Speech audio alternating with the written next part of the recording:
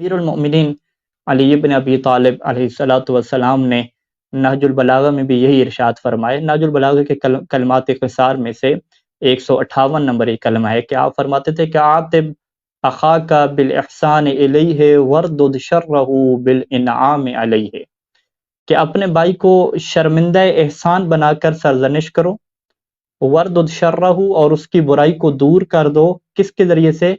Bill इनाम अलैहि, उसके ऊपर लुत्फ व करम करके, उसके ऊपर इनाम करके उसकी बुराई को ख़त्म कर दो।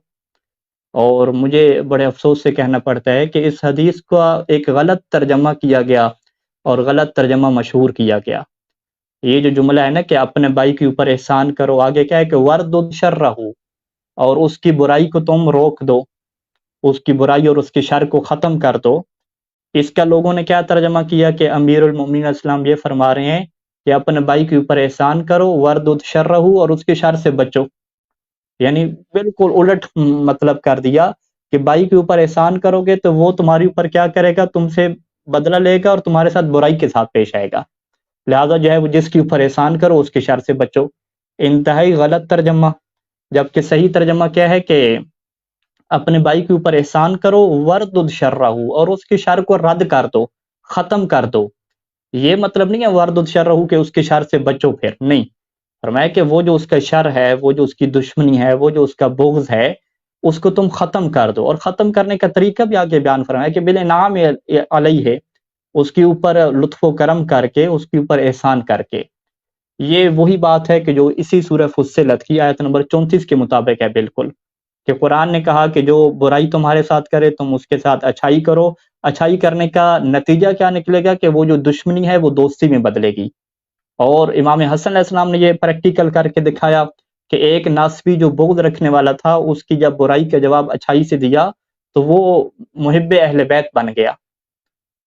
अब ये कुरान मजीद की आयत इमाम हसन अलैहिस्सलाम की अमली तफसीर वाज़ेह तौर पे बयान कर रही है कि जो बंदा बुराई के साथ आपके साथ पेश आता है, आपके साथ बुरा सलूक करता है, उसके साथ अगर आप अच्छा सलूक करते हैं तो उसका नतीजा अच्छा निकलता है, दुश्मनियाँ ख़त्म होती हैं, दोस्तियाँ बनती हैं।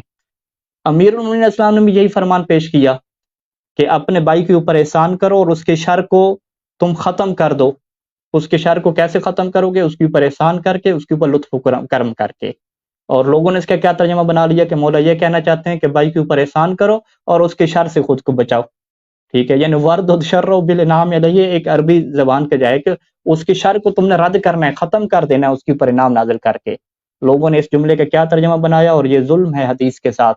और ये वैसे ही ज़ुल्म है कि जैसे मैं उस दिन अर्ज़ कर रहा था कि जब उसने मज़दूर को मज़दूरी देना चाहिए और उससे कहा कि मेरे पैसे बैंक में हैं साथ वाले में, लिहाज़ा तुम धूप के ऊपर खड़े रहना, दरख्त के नीचे ना जाना, कहीं तुम्हारा पसीना खुश्क ना हो जाए। क्योंकि ये हदीस में है कि मज़दूर को मज़दूरी कब देनी है? उसका पसीना खुश्क होने से पहले देनी है। लिहाज़ा तुम धूप में क्या है बैठे रहो, पसीना आता रहे और मैं क्या पैसे लेकर आता हूँ। इंतहाई गलत समझा। इसी तरीके से अमीरुल मोमिनीन इस्लाम के इस कलाम को भी इंतहाई गलत समझा कि अपने भाई के ऊपर एहसान करो और उसके शर को तुमने क्या करना है? रद्द कर देना है, ख़त्म कर देना है उसके ऊपर इनाम नाज़िल करके। इसको गलत समझा, क्या समझा कि भई जिसकी ऊपर तुम एहसान करते हो, फिर वो तुम्हारे साथ क्या करता है? बुराई करता है। बिल्कुल कुरान के खिलाफ इसका तर्जुमा किया गया। कुरान मजीद की वाज़ेह आयत है कि अगर जो बुराई के साथ पेश आता है उसके ऊपर तुम एहसान करोगे तो उसकी दुश्मनी दोस्ती में कन्वर्ट होगी। इमाम हसन ने अमली तौर पे करके दिखाया।